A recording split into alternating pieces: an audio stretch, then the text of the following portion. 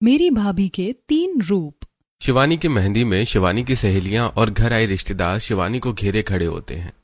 शिवानी बहन, अब तो तुम्हारी शादी हो जाएगी, अपने पति के साथ खूब पप्पी चप्पी होगी फिर।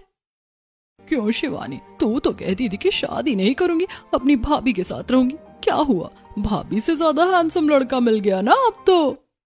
ओफो, आप लोग जब से आए हैं तब से मुझे परेशान कर रहे हैं, किसी ना किसी बहाने से मुझे छेड़े जा रहे हैं।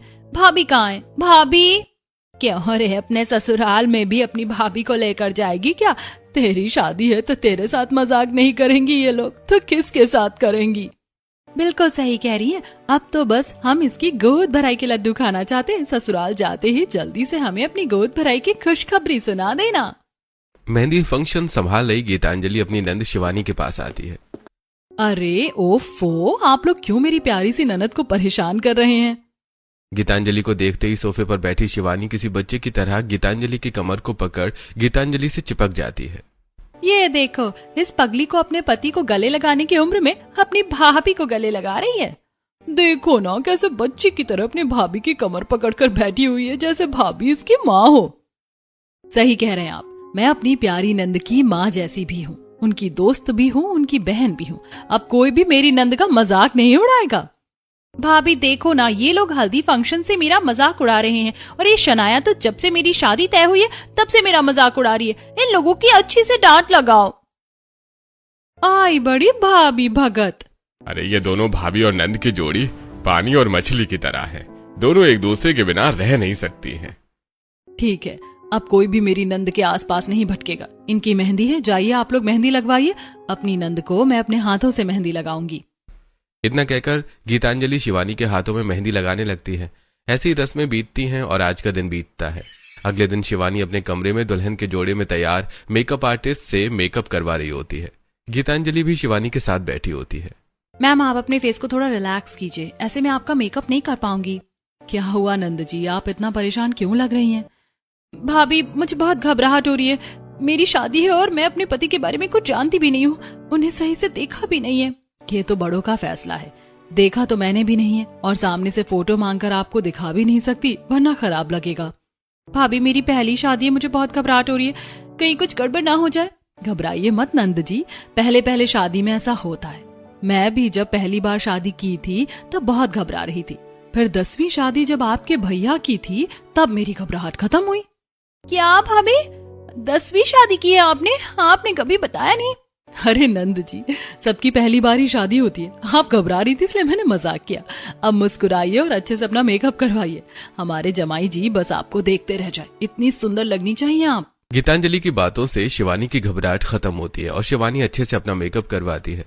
थोड़ी देर में और अब धूम धड़ाके से बारात लेकर आता है। घर वाले गीतांजलि और शिवानी को मंडप में बुलाते हैं। चलिए नंद जी, बुलावा आ गया, अब शादी के लड्डू आप भी चख लीजिए। इतना कहकर गीतांजलि शिवानी को लेकर बाहर आती है। अश्विनी शिवानी को मंडप में बैठी है। तभी गीतांजलि की नजर लंबे, हैंडसम और मस्कुलर गौरव पर पड़ती है। ओह माय गॉड, इससे मेरी नंद की शादी होने वाली है। क्या पर्सनालिटी है, लंबा, गोरा, मस्कुलर बॉडी, और एक मेरा पति है। हील पहन लूं तो उनकी ही हाइट बराबर हो जाती हूँ, और शरीर बिल्कुल फिसड्डी। वहीं मंडप में गौरव के साथ बैठी शिवानी। भाभी बिल्कुल सही कह रही थी, मम्मी पापा ने मेरे लिए बहुत अच्छा रिश्ता ढूंढा है, लंबे गोरे हैं। वर वधू की मांग भरकर गले में मंगलसूत्र पहनाए। पंडित जी के कहने पर गौरव शिवानी की मांग भरता है और मंगलसूत्र पहनाता है। वहीं गीतांजलि सब देख रही होती है। नहीं नहीं नहीं नहीं नहीं, अरे नहीं, मांग भर दी, मंगलसूत्र भी पहना दिया, उफ। विवाह संपन्न हुआ, आज से आप दोनों पति पत्नी हैं। अब अपने माता पिता का आशीर्वाद लीजिए। गौरव और शिवानी अपने माता पिता का आशीर्वाद लेते हैं। वहीं शिवानी की विदाई में शिवानी के मायके वाले भावुक होकर रो रहे होते हैं। बेटी, हंसी खुशी अपने ससुराल में रहना, मुझे आप सबकी बहुत याद आएगी, और खासकर भाभी आपकी। हम सारा दिन साथ बिताते थे, आप मेरे साथ कितना हंसी मजाक करती थी, अब मेरे साथ हंसी मजाक कौन करेगा? नंद जी रोइए मत, ये तो खुशी का मौका है, आप विदा होकर ससुराल ही तो जा रही हैं, जब मन करे मुझसे मिलने आ जाया करिए। इतना कहकर गीतांजलि शिवानी को गले लगा लेती है। शिवानी और गीतांजलि रो पड़ती हैं। शिवानी अपने माता पिता से ज्यादा अपनी भाभी से कनेक्टेड है। बहू, बेटी को तो अपना मायका छोड़ना ही पड़ता है, अब अपने ससुराल चलो, वहां हम पूरी कोशिश करेंगे कि तुम्हें कोई कमी ना हो। आंटी, हमने शिवानी को बहुत लाड प्यार से पाला है, इसका ध्यान रखिएगा। इससे कोई गलती हो जाए तो इसे माफ कर दीजिएगा। अरे बेटा चिंता मत करो, तुम्हारी बहन को हम अपना पूरा प्यार देंगे। शिवानी रोते हुए अपनी भाभी, अपने माता पिता और भाई से विदाई लेती है। सभी अपने घर चले जाते हैं और गीतांजलि अपना मेकअप रिमूव कर रही होती है। नंद जी की एक्टिंग तो देखो, इतना हैंडसम हस्बैंड मिल गया है, फिर भी रोज रोना धोना करके मेरा मेकअप खराब कर दिया। वहीं दूसरी तरफ शिवानी गौरव के साथ विदा होकर अपने ससुराल के दरवाजे पर पहुंचती है। वहां शारदा आरती की थाली लिए शिवानी का गृह प्रवेश करवा रही होती है। बहू, दाहिने पैर से कलश गिराकर गृह प्रवेश करो। शिवानी दाहिने पैर से कलश गिराकर अपने ससुराल में गृह प्रवेश करती है। बहू, तुम्हारी और तुम्हारी भाभी की दोस्ती देखकर मेरी आंखों में आंसू आ गए थे। मेरी भाभी और मेरी बहुत अच्छी बॉन्डिंग है, उनसे दूर होना मेरे लिए बिल्कुल आसान काम नहीं है। मैं ऐसा मत सकती हूँ बहू, अब तुम अपने पति के साथ कमरे में जाओ और आराम करो। इतना कहकर शारदा गौरव और शिवानी को कमरे में पहुंचाती है। हमारी शादी हमारे माता पिता ने तय की थी। मैंने तो तुम्हारी तस्वीर देखी थी और तुम्हें तस्वीर में ही पसंद कर लिया था, पर मेरे ख्याल से शायद तुमने मुझे देखा नहीं था। जी मैंने आपको नहीं देखा था। मम्मी पापा ने कहा कि हमने एक अच्छे लड़के से तुम्हारी शादी तय की है और इस तारीख को शादी है, फिर मैंने भी कुछ नहीं पूछा। अब बताओ मैं तुम्हें कैसा लगता हूँ? आप बहुत अच्छे हैं, लंबे गोरे हैं और घर भी आपका बहुत अच्छा है। देखो, मुझे आप कहकर मत बुलाओ, या तो मुझे गौरव कहो या फिर मेरी तरह तुम कहकर बुलाओ। आज के मॉडर्न जमाने में ये आप अच्छा नहीं लग रहा है और मैंने तुम्हारे लिए गिफ्ट भी लिया है, मैं अभी दिखाता हूँ। इतना कहकर गौरव अपनी अलमारी से एक सुंदर नेकलेस निकालता है और शिवानी के सामने रखता है। वाओ, ये तो बहुत ब्यूटीफुल है, मैं इसे जरूर पहनूंगी। रविवार के दिन मेरी छुट्टी रहेगी, उस दिन हम घूमने चलेंगे, तब तुम इसे पहनना। मैं इसकी एक फोटो क्लिक कर सकती हूँ? हाँ, इसमें पूछने की कौन सी बात है। शिवानी नेकलेस की फोटो क्लिक करती है और गौरव से बातें करते हुए सो जाती है। ऐसी रात बीतती है। अगले दिन शिवानी सुंदर साड़ी में तैयार अपनी पहली रसोई बना रही होती है। तभी वहां गौरव आता है और शिवानी के चेहरे पर आए बालों को हटाता है। अरे गौरव, तुम यहाँ क्या कर रहे हो? अरे मैं तुम्हारी मदद करने आया हूँ, तुम पूड़ियाँ तलो, मैं पूड़ी बेल देता हूँ। नहीं, बहुत खराब लगेगा। कुछ खराब नहीं लगेगा। इतना कहकर गौरव पूड़ियाँ बेलने लगता है और शिवानी पूड़ियाँ तलने लगती है। ऐसी शिवानी अपनी पहली रसोई बनाती है और पूरे परिवार को टेबल पर परोसती है। अरे वाह बहू, क्या स्वादिष्ट खाना बनाया है, बहुत अच्छा खाना बनाया है। हाँ बहू, तेरे हाथ में बहुत अच्छा स्वाद है। ऐसी शिवानी की पहली रसोई पूरी होती है। ऐसे दिन बीतते हैं और रविवार के दिन शिवानी अपने कमरे में तैयार हो रही होती है। शिवानी तैयार होते हुए गौरव का दिया नेकलेस पहनती है। आज रविवार है, गौरव ने कहा था आज हम घूमने चलेंगे। जहाँ भी जाऊंगी गौरव के साथ फोटो खींचूंगी और भाभी को भेजूंगी। तभी कमरे में ब्लैक शर्ट, डेनिम जीन्स और गॉगल्स लगाई गौरव आता है। उफ, क्या पर्सनालिटी है मेरे बंदे की। सोचा नहीं था कि मम्मी पापा कोई हीरो जैसा लड़का पसंद करेंगे मेरे लिए। अरे इतना पसंद आ गया मैं तुम्हें? अच्छा चलो अब घूमने चलते हैं। गौरव और शिवानी संडे डेट पर निकलते हैं और सबसे पहले अम्यूजमेंट पार्क जाते हैं। वहां लोग तरह तरह की राइड्स और रोलर कोस्टर का मजा ले रहे होते हैं। वहीं शिवानी अपने पति के साथ झूलों पर बैठकर स्नैप बना रही होती है। ऐसी पार्क में घूमने के बाद गौरव शिवानी को romantic candle light dinner date पर लेकर जाता है। वहां भी शिवानी स्नैप क्लिक कर रही होती है। अरे तुम हमारी सारी एक्टिविटीज की फोटो क्लिक कर रही हो, कितनी स्टोरीज लगाओगी? सारी लगाऊंगी और भाभी को भी भेजूंगी। ऐसी शिवानी की संडे डेट पूरी होती है। अगले दिन शिवानी हॉल में बैठी हुई गीतांजलि को फोन करती है। वहीं किचन में काम करते हुए गीतांजलि फोन उठाती है। हेलो नंद जी, कैसे याद किया अपनी भाभी को? आप तो कह रही थी बहुत याद करोगी और आज हफ्ते भर बाद फोन आया है आपका। अरे भाभी, आपको पता है गौरव बहुत अच्छा लड़का है, मेरा बहुत ध्यान रखता है और मैंने आपको कुछ फोटोज भी भेजी हैं, उन्हें देखिए। हाँ अभी देखती हूँ। गीतांजलि अपने मोबाइल फोन में शिवानी की भेजी हुई नेकलेस और घूमने फिरने की फोटोज देखती है। भाभी, ये नेकलेस सुहागरात पर गौरव ने मुझे गिफ्ट किया था और फिर संडे को मुझे अम्यूजमेंट पार्क और रोमांटिक डिनर डेट पर भी लेकर गया था। देखा ना नंद जी, मैंने कहा था ना कि मम्मी पापा आपके लिए अच्छा रिश्ता ही तय करेंगे। अच्छा अब मैं फोन रखती हूँ, मुझे थोड़ा काम है। इतना कहकर गीतांजलि फोन रख देती है। नंद जी, इतना अच्छा पति डिजर्व नहीं करती हैं। गौरव को तो मेरा पति होना चाहिए था, पर मेरे हिस्से क्या लगा? ये घर का चूल्हा चौका और बोरिंग पति जिसने आज तक मुझे कभी कहीं नहीं घुमाया। अब नंद जी के पति को तो मैं अपना पति बनाऊंगी। ऐसे आज का दिन बीतता है। अगले दिन सुबह सुबह गौरव हल्के पसीने और जिम वेस्ट में घर लौटता है। शिवानी मैं जिम से आ गया हूँ, तुम जल्दी से मेरे लिए कुछ नाश्ता बना दो, फिर मैं ऑफिस निकलूंगा। हाँ हाँ, मैं भी आपके लिए कुछ अच्छा खाने के लिए बना देती हूँ। इतना कहकर शिवानी रसोई घर में जाती है और फ्रिज से पनीर निकालती है। तभी गीतांजलि का फोन आता है। हाँ भाभी बोलिए। नंद जी क्या कर रही हैं आप? गौरव जिम करके आए हैं, उनके लिए पनीर बना रही हूँ, उन्हें प्रोटीन मिलेगा। नंद जी अभी अभी आपकी शादी हुई है और अभी से आप पति की गुलाम बनना शुरू हो गई। भाभी आप ऐसा क्यों कह रही हैं? नंद जी याद रखिएगा, कभी भी अपने पति की पसंद का खाना नहीं बनाइएगा, बल्कि अपने पति को अपनी पसंद का खाना खिलाइएगा। आपको जो पसंद है आप वो बनाइए और अपने ससुराल वालों को वही खिलाइए। तब ससुराल में आपका पद बना रहेगा, वरना लोगों की पसंद का खाना बनाते बनाते नौकरानी बन जाएंगी। हाँ भाभी बिल्कुल सही कह रही है, मैं अपनी पसंद का खाना बनाऊंगी। इतना कहकर शिवानी फोन रख देती है और छोले भटूरे बनाती है। फिर डाइनिंग टेबल पर सभी को छोले भटूरे परोसती है। वहीं गौरव तैयार होकर रामलाल और शारदा के साथ डाइनिंग टेबल पर बैठता है। बहू तूने छोले भटूरे बनाए हैं आज? वाह बहू, बड़े दिन हो गए थे छोले भटूरे खाए हुए। हमारे घर में तो ये सब बनता ही नहीं था। छोले भटूरे मुझे बहुत पसंद है, इसीलिए मैंने बनाए हैं। आप लोग चक्कर बताइए कैसे बने हैं। मैं जिम के बाद छोले भटूरे खाऊं, पर अगर नहीं खाऊंगा तो शिवानी को खराब लगेगा। सभी शिवानी की पसंद के छोले भटूरे खाते हैं और शिवानी की तारीफ करते हैं। वहीं गौरव नाश्ता करके अपने ऑफिस चला जाता है। दोपहर में गीतांजलि गौरव को कॉल करती है। गौरव जी मेरी नंद अच्छे से तो रह रही है ना? हाँ हाँ भाभी, शिवानी अच्छी लड़की है, पर खाना बड़ा तेल मसाले वाला बनाती है। मैं कहूंगा तो खराब लगेगा। आप ही उसे प्यार से कह दीजिएगा कि खाना थोड़ा हल्का बनाया करे। हाँ हाँ मुझे पता है, नंद जी को चटपटा और तेल मसाले वाला खाना पसंद है। मैंने उनसे कहा था कि गौरव जी के लिए हेल्दी खाना बनाना, पर उन्होंने कहा कि मैं क्यों बनाऊं किसी के लिए हेल्दी खाना। मैं जैसा खाना खाती हूँ उन्हें भी वैसा ही खाना खिलाऊंगी। मैं उनके लिए एक्स्ट्रा मेहनत नहीं करने वाली। शिवानी ने ऐसा कहा? आप गुस्सा मत करिए, आप उससे नाराज मत होइएगा, आप उसे समझाइएगा तो वो समझ जाएगी। अच्छा ठीक है भाभी। गीतांजलि शिवानी और गौरव के रिश्ते में जहर घोलना शुरू कर देती है। ऐसे कुछ दिन बाद शिवानी पग फेरे के लिए अपने मायके आई होती है। अरे मेरी प्यारी बहन आ गई, हम तुझे बहुत याद कर रहे थे। मैं भी आप लोगों को बहुत याद कर रही थी। अब एक दिन के लिए आई हूँ तो खूब आराम करूंगी और आप लोग मेरी सेवा करेंगे। अरे मैं अपनी गुड़िया के लिए आइसक्रीम लाऊंगा। और मैंने तेरे कमरे की टीवी का तेरा फेवरेट के ड्रामा लगा दिया है, तू आराम से अपनी भाभी के साथ बैठकर देखना। गीतांजलि शिवानी के साथ कमरे में चॉकलेट आइसक्रीम खाते हुए के ड्रामा देखती है। ऐसी रात होती है और गीतांजलि चुपके से बालकनी में आकर गौरव को फोन करती है।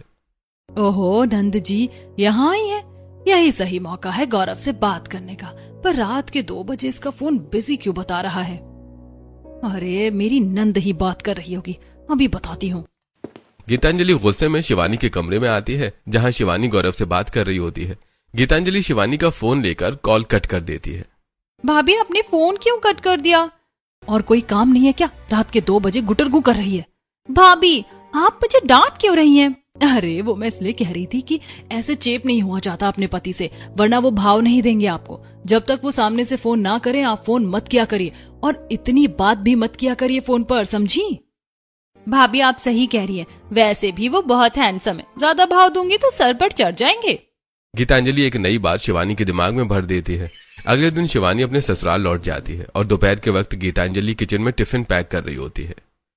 आज मैंने नंद जी को गौरव को टिफिन देने से मना किया है और खुद टिफिन लेकर जाऊंगी।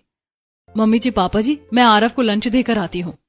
इतना कहकर गीतांजलि घर से निकलती है और सीधा गौरव के ऑफिस पहुंचती है। अरे भाभी आप? मैं आपके लिए लंच लेकर आई हूँ। शिवानी ने आपसे कहा था क्या? क्योंकि आज उसने मुझे लंच नहीं दिया था। नहीं, शिवानी ने तो मुझसे नहीं कहा, पर उससे बात करते हुए मुझे पता चला कि आज उसका मन नहीं था, इसीलिए उसने आपको लंच नहीं दिया। अब मैं क्या आपको भूखा थोड़ी रहने दूंगी? इतने अच्छे डोले शोले हैं आपके, कम नहीं हो जाएंगे? हाँ, सो स्वीट ऑफ यू भाभी, थैंक यू। मुझे बहुत भूख लगी थी। मैं भी आपको खाना परोसती हूँ, पर आप ये बात शिवानी से मत कहिएगा, वरना उसे खराब लगेगा। गीतांजलि खाना परोसकर गौरव को खाना खिलाती है। तभी गीतांजलि को आरव का फोन आता है। अरे कहाँ रह गई गीतांजलि? मैं कब से ऑफिस में तुम्हारा इंतजार कर रहा हूँ, बहुत भूख लगी है मुझे। अच्छा आती हूँ। गीतांजलि गौरव के ऑफिस से निकलती है और रास्ते से वड़ा पाव खरीद कर टिफिन में रखकर आरव के ऑफिस पहुंचती है और आरव को लंच देती है। गीतांजलि मैं इतनी देर से वेट कर रहा हूँ और तुम वड़ा पाव लेकर आई हो। अरे टेस्ट तो करो, मैंने स्पेशल अपने हाथों से बनाया तुम्हारे लिए, रुको मैं अपने हाथों से खिलाती हूँ। गीतांजलि अपने हाथों से आरव को वड़ा पाव खिलाने लगती है। मैंने इनके सामने अपने प्यार का वो रूप रखा है जहाँ इसे जहर खिला दूं तो ये खा लेगा। ये तो फिर भी बड़ा पाव है, बड़ा है अच्छा खाना खाने वाला, शक्ल है अच्छी। ऐसे कुछ दिन बीतते हैं और एक शाम थका हारा आरव घर लौटता है। गीतांजलि उसके हाथ से ऑफिस बैग ले लेती है और पानी पिलाती है। आप बहुत थक जाते हैं ना ऑफिस में? थक तो जाता हूँ, पर आते ही तुम्हारा पानी पिलाना और मेरा ऑफिस से बैग ले लेना मेरी सारी थकान दूर कर देता है। हमारी बहू है ही इतनी अच्छी। आप हाथ मुंह धो लीजिए, मैं आपके पसंद का खाना बनाती हूँ। गीतांजलि आरव का ऑफिस बैग कमरे में रखकर किचन में चली जाती है और आरव के पसंद का खाना बनाकर डाइनिंग टेबल पर परोसती है। वाह गीतांजलि, कैसा खाना बनाया तुमने, थैंक यू सो मच। अरे बहू, कभी हमारे भी पसंद का खाना बना दिया करो, हमेशा अपने पति की पसंद का खाना बनाती हो। ऐसे ही सभी को खाना खिलाने के बाद गीतांजलि सारे काम खत्म करके अपने कमरे में आती है और लेटे हुए आरव के पांव दबाने लगती है। अरे अरे गीतांजलि, तुम मेरे पांव मत दबाओ। क्यों नहीं दबाओ, पति के पाँव में ही तो पत्नी का स्वर्ग होता है, आप आराम कीजिए। गीतांजलि के पांव दबाने से आरव गहरी नींद में चला जाता है और वहीं कमरे के बाहर खड़ी अश्विनी ये सब देखती है। मुझे सीता जैसी बहू मिली है, मेरे बेटे को सीता जैसी पत्नी मिली है, कितना ख्याल रखती है मेरे बेटे का। ऐसी रात के 1 बजते हैं और आरव गहरी नींद में सो रहा होता है। वहीं गीतांजलि गौरव को फोन करती है और गौरव फोन उठाकर बालकनी में चला जाता है। हेलो भाभी, सब ठीक है ना? आपने इतनी रात के फोन किया? हाँ हाँ सब ठीक है। आपको फोन लग गया क्या? वो मैं अपनी सहेली को फोन कर रही थी। वहाँ भी सब कुछ ठीक है ना? हाँ भाभी, सब कुछ ठीक है। और आपके डोले शोले बढ़े या नहीं? कामकाज कैसा चल रहा है? हाँ भाभी, मेरा बाइसेप 1 इंच और बढ़ गया है। गीतांजलि गौरव से बातें करने लगती है। ऐसे 3 बजते हैं और शिवानी की आंख खुलती है। इस वक्त गौरव किससे बात कर रहा है? भाभी को बताकर भाभी से राय लूंगी। ऐसी रात बीतती है। अगले दिन बालकनी में खड़ी शिवानी गीतांजलि को फोन करती है। भाभी, आपको पता है रात के 3 बजे गौरव किसी से फोन पर बात कर रहे थे। आपके ज्यादा भाव देने से वो सर पर चढ़कर अब दूसरी लड़की से बात कर रहे हैं। भाभी, मैं अभी घर में सभी को बता देती हूँ, फिर पूछूंगी इनसे। नहीं नहीं, ऐसा मत करिएगा वरना वो चौकन्ना हो जाएंगे। पहले कोई पुख्ता सबूत ढूंढिए, तब तक आप घर का कोई काम मत करिए, उनका भी कोई काम मत करिएगा, तब उन्हें सबक मिलेगा। ठीक है भाभी, मैं ऐसा ही करूंगी। शिवानी फोन रखकर हॉल में आती है। बहू, जरा बाजार जाकर घर का सारा राशन लिया, सारा राशन खत्म हो गया है। मम्मी जी, इतनी तेज धूप में मैं बाजार नहीं जाऊंगी, मैं क्या नौकरानी हूँ जो सामान लेकर आऊं? ये सब मुझसे नहीं होगा। बहू तो इस घर की बहू है, नौकरानी की बात कहाँ से आ गई? शारदा बहू ठीक ही कह रही है, इतनी तेज धूप में वो कहाँ राशन लेने जाएगी। बहू तू ठंडा शरबत तैयार कर, मैं राशन लेकर आता हूँ। तेज चिलचिलाती धूप में रामलाल राशन लेने निकलते हैं और थोड़ी देर बाद पसीने से लथपथ राशन लेकर घर आते हैं। बहू, अरे बहू कहाँ है? शारदा, बहू ने मेरा शरबत बनाया होगा, जरा देना तो, चक्कर आ रहे हैं। आपकी बहू कमरे में आराम कर रही है, उसने आपके लिए कुछ नहीं बनाया, मैं बनाकर लाती हूँ। बड़े आए मुझसे शरबत बनवाकर पीने वाले, कुछ नहीं करूंगी इस घर के लिए। ऐसी कुछ दिन बीतते हैं। शिवानी न घर में खाना बनाती है और ना ही घर के दूसरे कामों को हाथ लगाती है और ना ही गौरव को सही वक्त पर खाना देती है। ऐसे ही 1 हफ्ता बीत जाता है और आज शिवानी गीतांजलि को फोन करती है। भाभी, मैंने 1 हफ्ते से घर का कोई काम नहीं किया और ना ही गौरव के लिए खाना बनाया है। आज भी वो बिना लंच के ही ऑफिस गए और करे दूसरी लड़कियों से बात। बिल्कुल सही किया आपने, जब भूखे रहेंगे तो खुद ब खुद पत्नी की याद आएगी। अच्छा, मैं फोन रखती हूँ, आप यही सिलसिला चालू रखिए और उनके पॉकेट वगैरह चेक करते रहिएगा, हो सकता है तभी कुछ सबूत मिल जाए। इतना कहकर गीतांजलि फोन रख देती है और किचन में आकर टिफिन पैक करती है। यही सही मौका है, आज गौरव के लिए लंच लेकर जाऊंगी और गौरव और शिवानी के बीच मिसअंडरस्टैंडिंग की एक नई दीवार खड़ी करूंगी। इतना कहकर गीतांजलि लंच लेकर घर से निकलती है और गौरव के ऑफिस पहुंचती है। अरे भाभी, आप आज भी लंच लेकर आई हैं क्या? हाँ, मैं आपके लिए लंच लेकर आई हूँ। थैंक यू भाभी। शिवानी तो मुझे हफ्ते भर से सही से खाना ही नहीं दे रही है और आपको तो पता ही है मुझे अच्छी खासी भूख लगती है। अब क्या कर सकते हैं, मेरी नंद है ही जिद्दी और कामचोर, पर मैं हूं ना आपका ख्याल रखने के लिए। आइए, मैं खाना परोसती हूँ। गीतांजलि गौरव को खाना परोसती है और उसके साथ बैठकर खाना खाती है। अरे भाभी, आप बहुत अच्छी हैं, आप मेरा कितना ख्याल रखती हैं। काश मुझे भी आपकी ही तरह की बीवी मिली होती, न कि शिवानी की तरह। कुछ दिन तो अच्छी थी पर उसके नखरे शुरू हो गए हैं। अरे उन्हें छोड़िए, मैं हूं ना आपका ख्याल रखने के लिए। आप खाना खाइए। हर मर्द के दिल का रास्ता उसके पेट से होकर जाता है। अगर इन्हें मेरा खाना पसंद आ रहा है तो बस एक छोटे से झगड़े के बाद इन्हें मैं भी पसंद आने लगूंगी। भाभी, आपने बहुत अच्छा खाना बनाया था, मेरा पेट भर गया। मैं हाथ धोकर आता हूँ। गौरव अपना ब्लेजर अपनी चेयर पर छोड़कर हाथ धोने चला जाता है। यही सही मौका है। इतना कहकर गीतांजलि गौरव के ब्लेजर की जेब में अपना लेडीज रुमाल रख देती है और ब्लेजर के कॉलर पर अपनी होठों से लिपस्टिक का निशान लगा देती है। तभी अचानक गौरव वापस आता है। ठीक है गौरव जी, अब मैं चलती हूँ। कोई जरूरत हो या कोई परेशानी हो तो मुझे फोन कीजिएगा। इतना कहकर गीतांजलि गौरव के ऑफिस से चली जाती है। ऐसे ही आज का दिन बीतता है। अगले दिन शिवानी बाथरूम में गंदे कपड़ों के पास आती है जहां गौरव का ब्लेजर भी रखा होता है। भाभी ने कहा था गौरव की जेब चेक करते रहना, मैं अभी इनके कपड़ों की जेब चेक करती हूँ। इतना कहकर शिवानी गौरव के ब्लेजर की जेब चेक करती है। तभी उसे जेब में लेडीज रुमाल और कॉलर पर लिपस्टिक का निशान दिखता है। अच्छा, तो इनका रिश्ता आगे बढ़ चुका है कि इनके जेब में से उस चुड़ैल का रुमाल और कॉलर पर लिपस्टिक का निशान। अभी भाभी को बताती हूँ। इतना कहकर शिवानी रुमाल और लिपस्टिक के निशानों की फोटो खींचकर गीतांजलि को भेजती है और कॉल करती है।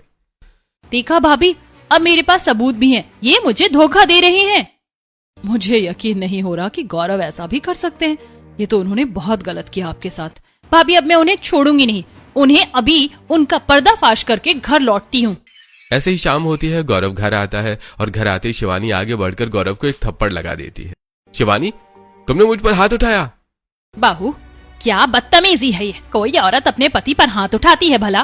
पति ये धोखेबाज हैं। ये देखिए, इनके ब्लेजर के कॉलर पर लड़कियों के लिपस्टिक के निशान हैं, जेब में लड़कियों का रुमाल। क्या है ये सब? गौरव, क्या मतलब है इन सब का?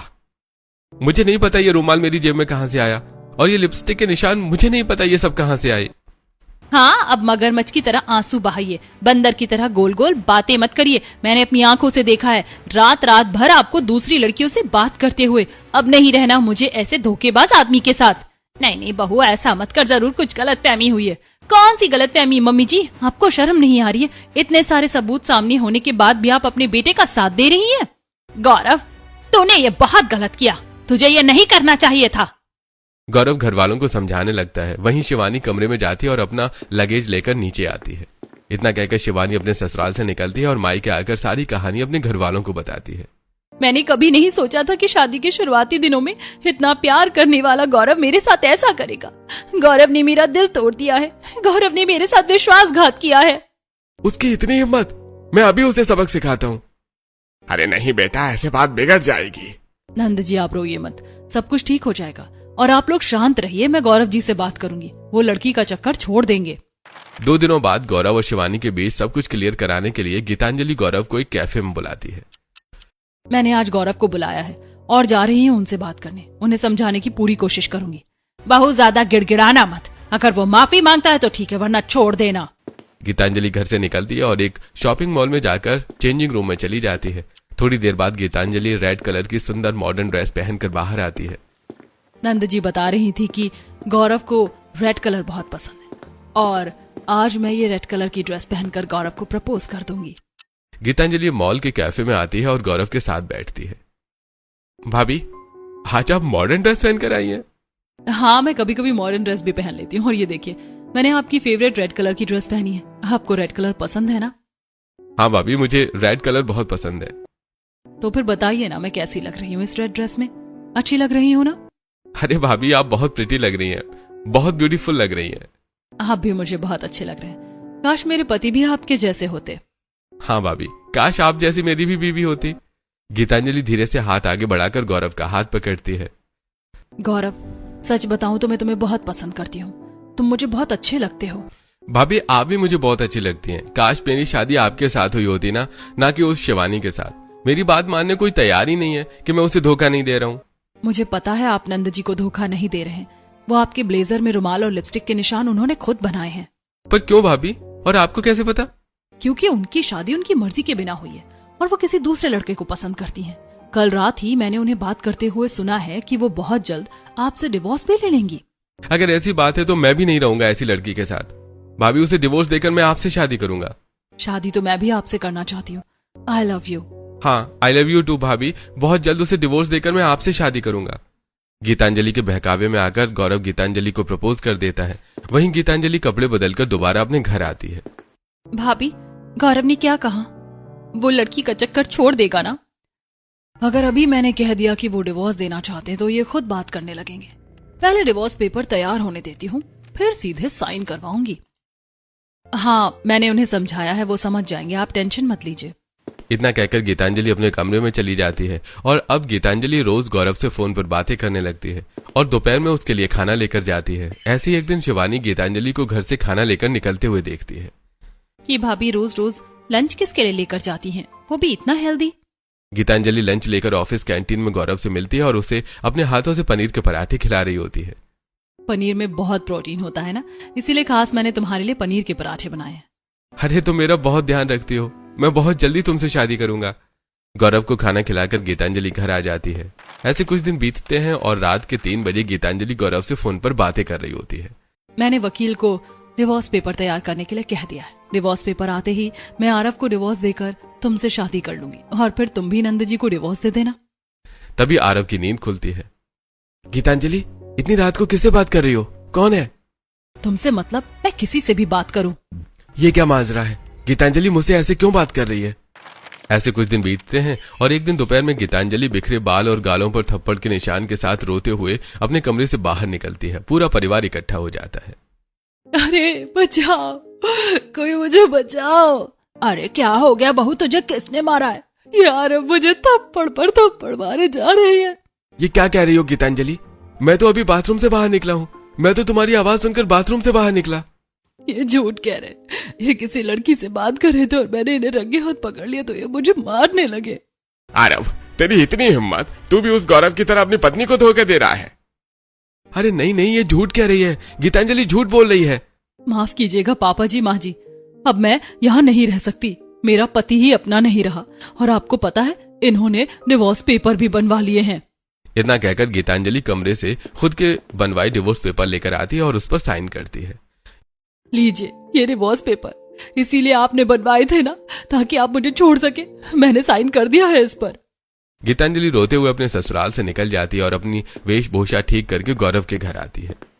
गौरव, मैं आरव को डिवोर्स देकर आ गई हूँ। अब वो कुछ करे इससे पहले जल्दी चलो, हम दोनों शादी कर लेते हैं। अरे नहीं नहीं, अब मैं आपसे शादी नहीं कर सकता। शिवानी लौट आई है, उसने मुझे माफ कर दिया है।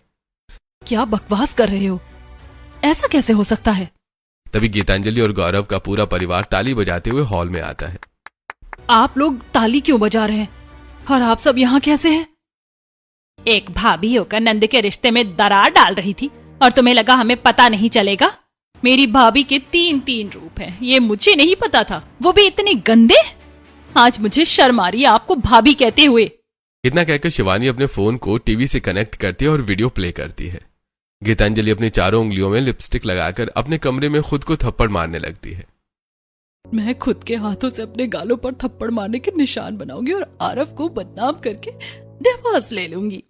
मुझे तुम पर शक तो तभी हो गया था जब तुमने मुझे उल्टा जवाब दिया था। उसी वक्त मैंने शिवानी से बात की। और किस्मत से एक दिन मैंने भी आपका पीछा किया। भैया कह रहे थे कि भाभी किसी से बात करी थी। मैं भी भाभी का पीछा करती हूँ, देखूं तो कहाँ जाती है। इतना कहकर शिवानी गीतांजलि का पीछा करती है और गीतांजलि को गौरव को पनीर के पराठे खिलाते हुए देख लेती है। अच्छा तो ये बात है, मुझे इसी वक्त गौरव से बात करनी पड़ेगी। उसके बाद हम सभी एक पार्क में मिले और तुम्हारा सारा कच्चा चिट्ठा हमारे सामने आ गया।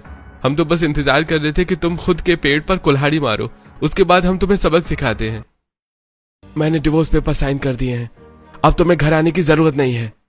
मुझे माफ कर दीजिए, मुझसे गलती होगी, मुझे डाइवोर्स मत दीजिए। गीतांजलि की बात अनसुना करके आरव, मनीष और अश्विनी अपनी गाड़ी में बैठकर घर की तरफ निकल जाते हैं। वहीं गीतांजलि गाड़ी का पीछा करते हुए सड़क पर ही घुटनों के बल गिर जाती है। सब कुछ बर्बाद हो गया, मैं कहीं की नहीं रही, मैं कहीं की नहीं रही। फूट फूट कर रोते हुए गीतांजलि अपना सिर जमीन पर लगाती है और दोनों हाथों से खुद का चेहरा छुपाकर रोने लगती है। और अचानक गीतांजलि सिर उठाकर पागलों की तरह हंसने लगती है। मैं हार नहीं मानूंगी मैं हार नहीं मानूंगी। अब आपको क्या लगता है गीतांजलि अब क्या करेगी? जानने के लिए पार्ट 2 कमेंट करें।